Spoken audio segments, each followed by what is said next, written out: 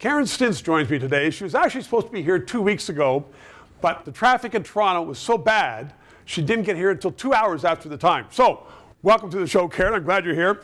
And you used to be a councillor in the city of Toronto, and you used to be the chair of the TTC, the Transit Commission.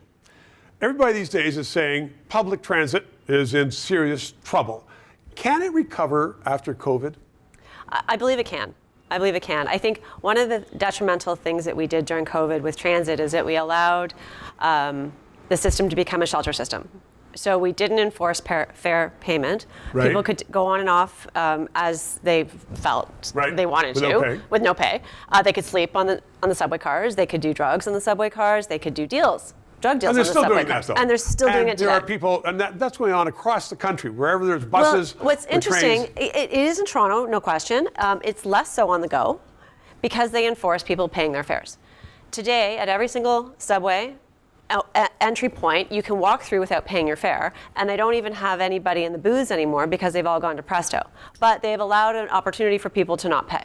And so everybody knows, kids know, homeless people know, drug addicts know, they want a place for the night. And so, or if they're looking to fleece somebody, they know. It's a great place to go. They know. And so the one thing we could do that would cost no money is to enforce the fare policy. If you want to get on the system, you have to pay your fare, close the free gates, and... Where did it ever become one of the rules that you don't have to pay your way? Well, precisely, and not only that, the Toronto transit system is one of the few systems in North America that relies as heavily as it does on fares. Most systems are subsidized much more than we are. Right now, our ratio to fares is about 60%. So when people aren't paying their fare, it is a direct impact on the bottom line and our ability to be a viable system.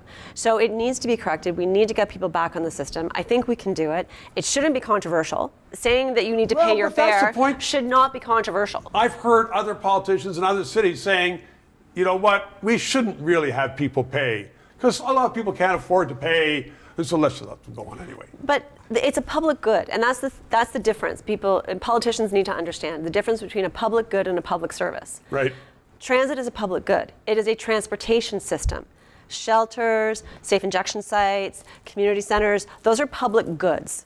Those are public services, rather. Yeah. And don't turn our transit system into a public service. It is not a shelter system. It is not a safe injection site. It is not a place for people to ride for free. It needs to perform as a transit system. And it is so important because our downtown core relies on it. I know a woman, she's an elderly woman, she says she doesn't go on anymore because people are getting mugged too often. 100%. My neighbors in North Toronto will not take the subway because they don't have to. Because when they're on it, they witness drug deals. More cops? No, pay the fares. The only people on the system should be those who pay their fare.